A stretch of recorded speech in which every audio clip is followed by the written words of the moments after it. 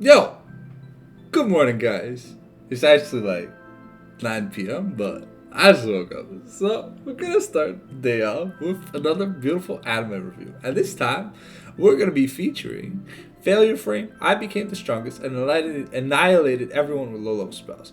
Currently ongoing. Well, season 1 is finished, but I'm pretty sure season 2 is getting green lighted because it came out this year, very very recently. I think we can. I don't actually know when it came out, but it's pretty new from this year because it is just subtitled. Overall, a very solid anime. I did not think it was going to be that good, given that, I mean, the artwork looks fantastic. To be fair, it is pretty gross at the start. There are some pretty ugly fucking things in this anime, but hey, if you can get past a little bit of ugly monster design, the characters really do have personality, and this is your traditional isekai style vengeance story. The guy gets betrayed by the chick who's basically naked up top. Gets called useless. I think that's why it's called Failure Frame.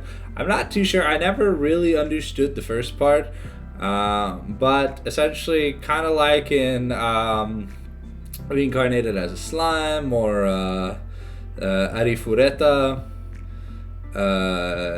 Yeah, character starts off weak, but makes his way to becoming a goat. And currently, it ended on a cliffhanger. Well, okay. So to be clear, I call it a cliffhanger, but I mean, it just feels like season 1 released, but it's kind of like the Mushoku Tensei thing, where it's like season 1 it released in 2 parts, but it should have just released in 1 part, but like expanded. But I guess maybe they ran out of time or whatever with the budget, or they just like didn't have the deadline, so it's probably just got to be looking to do 2 seasons for the first season. But it does feel like it doesn't end just yet. At least if you get to the end of this anime, like the end of the 12th episode, I don't think there is a 13th episode or whatever. If there is, then my bad. But most of these animes feel like 12 episode animes that are like kind of like pre-made to be ongoing. Anyways, it's a very heavy action isekai. Very very lovely women in the show. So far I want to give it a 7 out of 10. 7 out of 10 for me is like an above average rating. It's a pretty damn good show, to be fair. It's not an amazing show by all means. I mean, I was captivated. So it did a good job keeping me interested.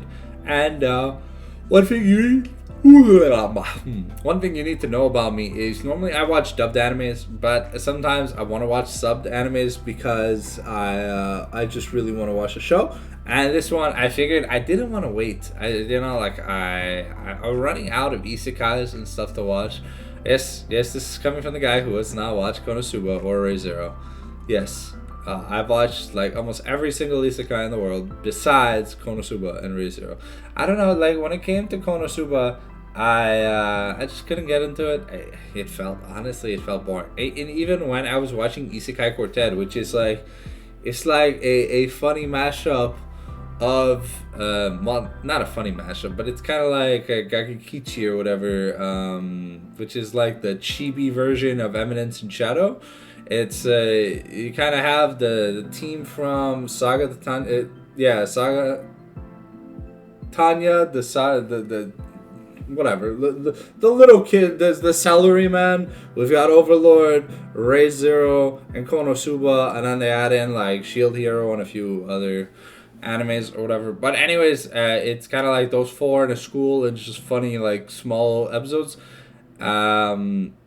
Even when I was watching that part of the show, well, that show, which was a matchup that included Konosuba and Re:Zero, I really didn't see the appeal to like the Re:Zero or the Konosuba characters, and for their part, in the story itself, it felt there. I don't know, it's not a bald spot. It's just I have a big forehead. Yeah, so I just didn't feel like that they were a good show. But this show, solid show, good action. Honestly, I have to say that I'd watch it again. But I have a problem watching shows again right after like having already watched them. They're still like fresh in my mind. I'm gonna be interested in continuing shows. However, there are rules to the exception, like Campione, Farming Life in Another World, and a few animes like that. Those animes, I kind of already know the script by heart, but I just like the anime so much because they were in like the 9 pluses out of 10 that I just kind of want to rewatch them again and again and again and again and again and again and again and again and again and again. I'm so excited for Campfire Cooking Isekai Season 2. We're finally making our way out to the sea. But anyways, enough about that. Give this show a watch if you like gory action anime. There's a lot of blood, like more blood than you would normally expect out of an action anime, but less blood than like Terraformers, because that's Jesus, bro, man. Like, might as well have blood be the background of that TV show, because Tabarnak, man, it's everywhere. But yeah, no, overall, great show. 7 out of 10, highly recommended if you like action isekais, and they're very, very voluptuous and sexy women. The fan service is not amazing. There's a little bit of fan service, but it's like here and there, you know, it's not accentuated on the fan service, but it is present in TV shows. So do be careful if you are not a fan of fan service. This is a show that has a little bit of it, like especially like this girl right here. Like, holy fuck, bro. We see her naked a couple of times, but I mean, to me, I didn't think it was a detriment to the anime itself. Anyways, thank you guys for watching this episode of The Fallen Sanctum reviews anime. I reviewed a failure frame. I became the strongest and annihilated everything with low-level spells today. Thank you for watching, and we'll see you guys in the next one.